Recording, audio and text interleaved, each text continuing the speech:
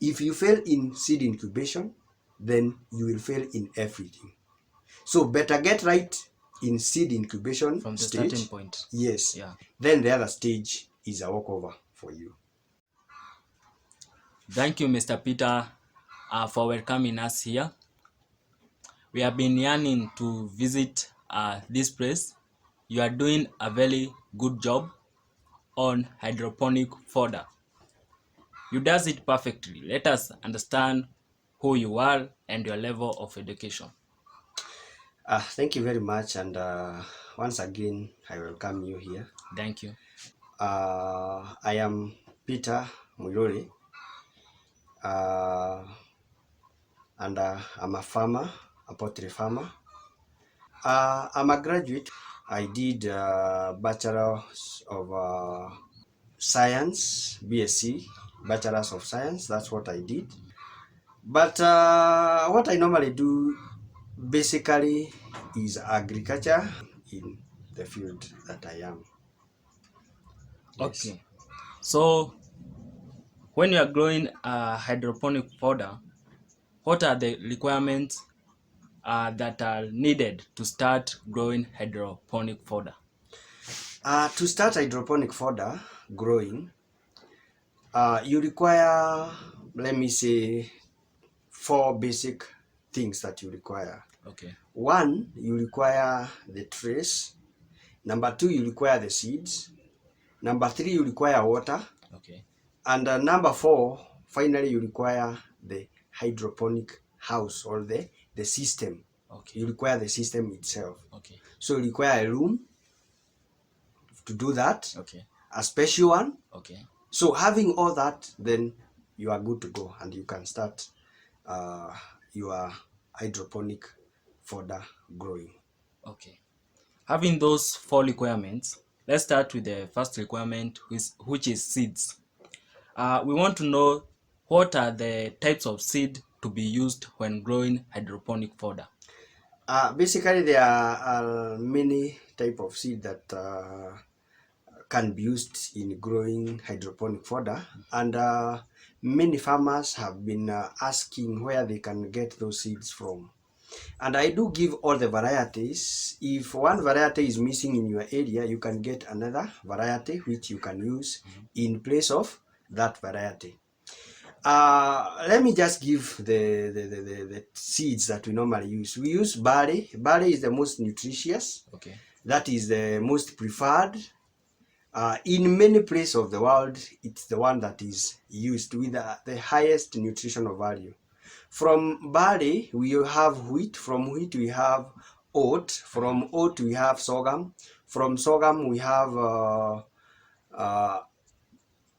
alfalfa. From alfalfa, we have maize. We have millet. There are so many that can be used to grow the fodder. There are so many that can be used to grow fodder. So those are just example of the many seeds that can be used to grow hydroponic fodder. Okay. So when growing this hydroponic fodder, is there molds or fungus when growing it? Mold and fungus is one of the problem that normally affect or many farmer normally report when doing hydroponic fodder. And how can it be prevented? There are many ways to prevent molds growth and fungus growth when doing hydroponic fodder. Okay. These ways, for example, you have to clean your trays very well. You have to clean also your seeds very well with jig or with anything that has chlorine in it. Okay. So that chlorine normally suppresses molds growth and fungus growth. Okay. So if you have jig or that bleach, you can use to clean your trays. You can use also to clean your seeds. And I have illustrated this one in my videos. Okay. I have illustrated this one in my videos, and those videos are accessible in my YouTube channel, Farmers Point. Okay. Another way you can prevent molds and fungus growth is by making sure that you remove all the floating materials when doing the soaking. You find that you have to soak the seed first. In that process of soaking the seed, there are those seeds that normally float. Okay. Those seeds do not germinate. Okay. So what they normally do, they rot. Remember, in this fodder making process, watering is done each and every other time. Okay. So when doing that watering, that means that if something cannot germinate, that thing will rot. Okay. That process of rotting invite things like fungus growth, molds growth, and many other things. Okay. There are many other factors that can be considered to eliminate the molds growth, like temperature. If you use the right temperatures, let's say between 17 degrees centigrade to 25 degrees centigrade, then your fodder will be very nice without molds, without those fungus growth. And we also have many other things like using the right water, good water, or clean water, Okay. water suitable for domestic use. If you can take that water, then that water is also good for fodder. If you put water that is already contaminated, then you contaminate your fodder. Okay. And fodder can now start growing molds and fungus. And finally is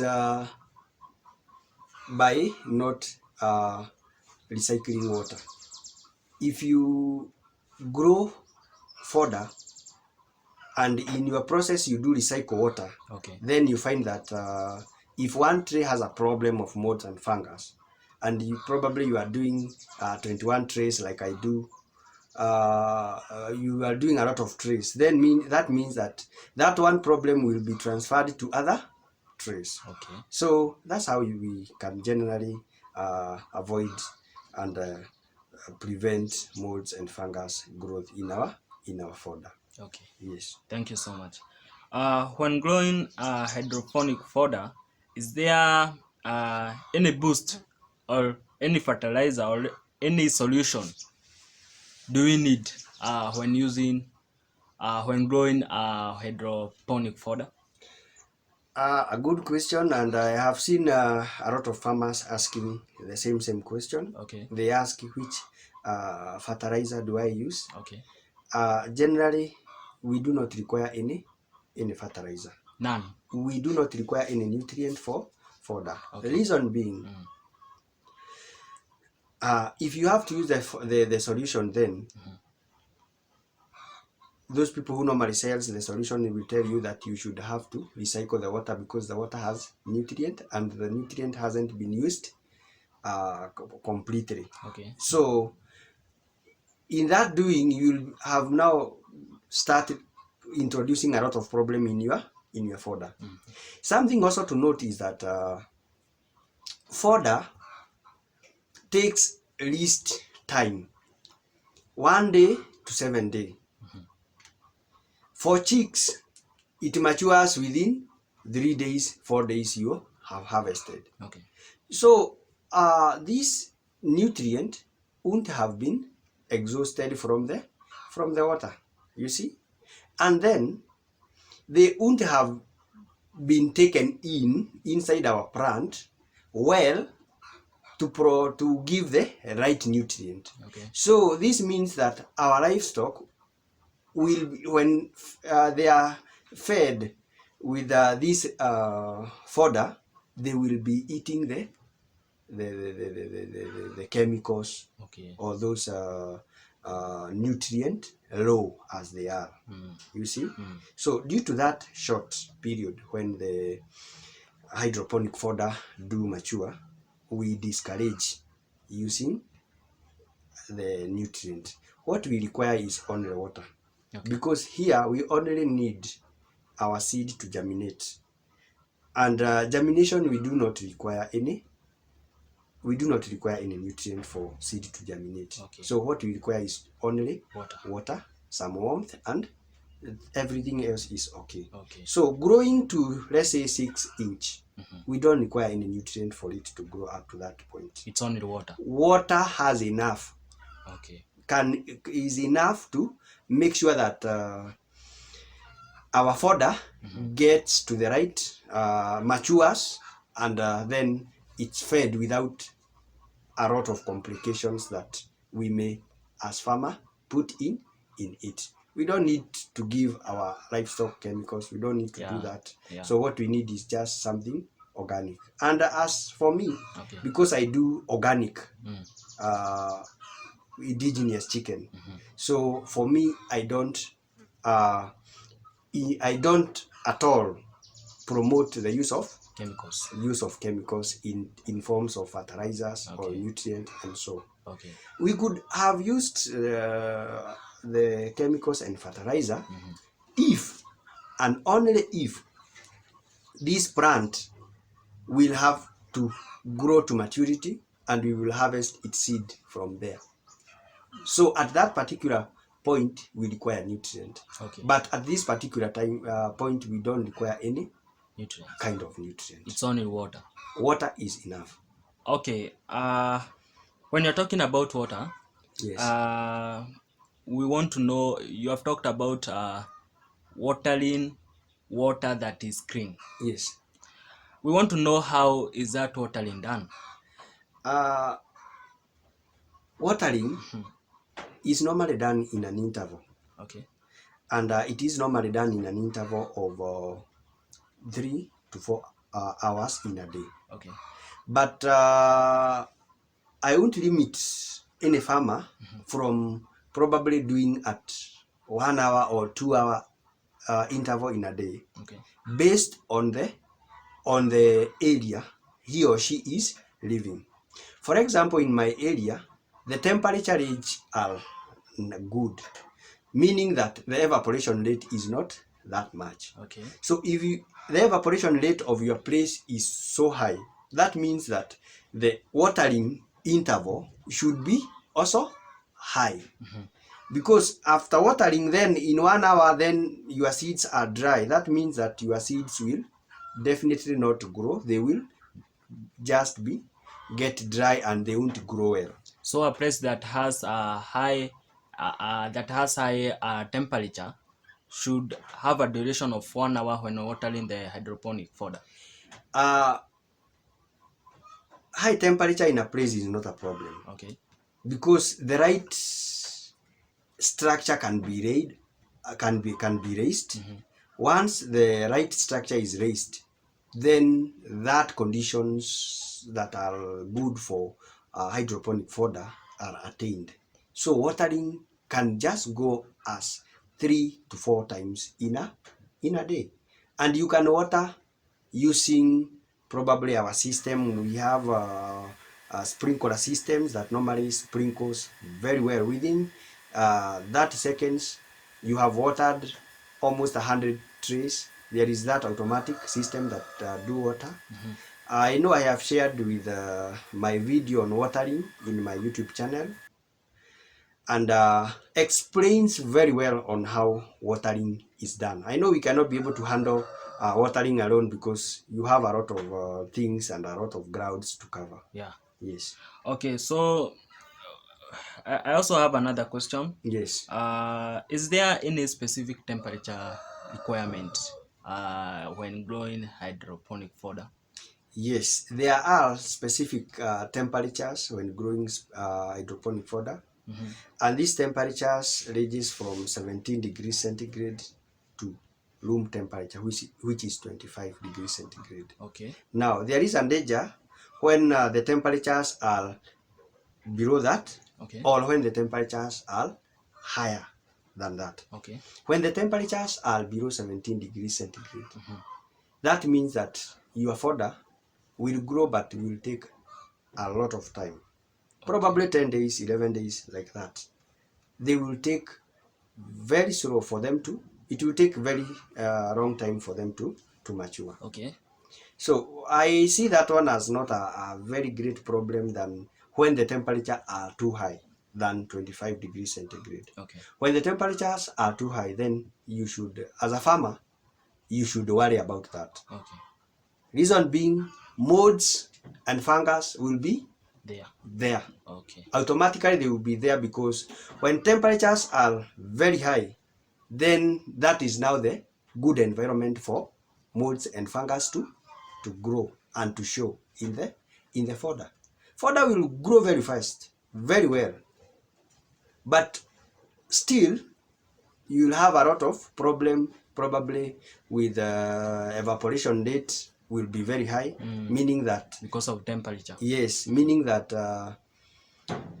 the interview or the intervals of watering also will be very high. Okay. You will be required to water now and then, and that is generally a problem, because it is bringing a lot of work that initially couldn't be there. Okay. Yeah. In one of your videos, I saw you emphasizing on incubating seeds. First, what did you mean? Yes, I have interacted with a lot of farmers, and for that reason, yeah, I made that video. Okay. Because of many people requested me to do that, and I noted that germinating of the seed is a problem. Okay. Seed incubation is a process whereby you just soak the seed. After soaking the seed very well, you drain all the water, and then you put the seed somewhere to germinate. Okay. Having taken some water enough to allow it to germinate, but not allowing it to rot.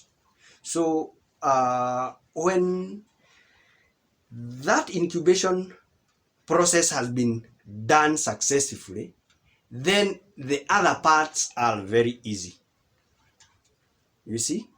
So if the first part of seed incubation is wrongly done, then what follows is very bad. Okay. Reason being, in this process is whereby now you first of all prepare the seeds very well, and allow them to germinate, all of them. If not all of them, then a greater percentage of these seeds germinated. You see? Once you have germinated the seed, then to water them is not a problem. Watering what has already germinated then will just help it to grow. And what I normally say is that even, when this seed has been put in a tray and watering is being done, the trays normally have some holes. So these holes allow excess water to leave. So that means that your seed will only be wet but not flooded with water. By water. If you flood your seed with water, then that means that your seed won't grow, but they will rot. Moths and fungus won't lack in that system. You see? So in the first stage, which is seed incubation, if it is well done, then other processes that precede, or other processes that normally take place now from there, are also very okay. 100% they work. If you fail in seed incubation, then you will fail in everything. So better get right in seed incubation from the stage. starting point. Yes. Then the other stage is a walkover for you.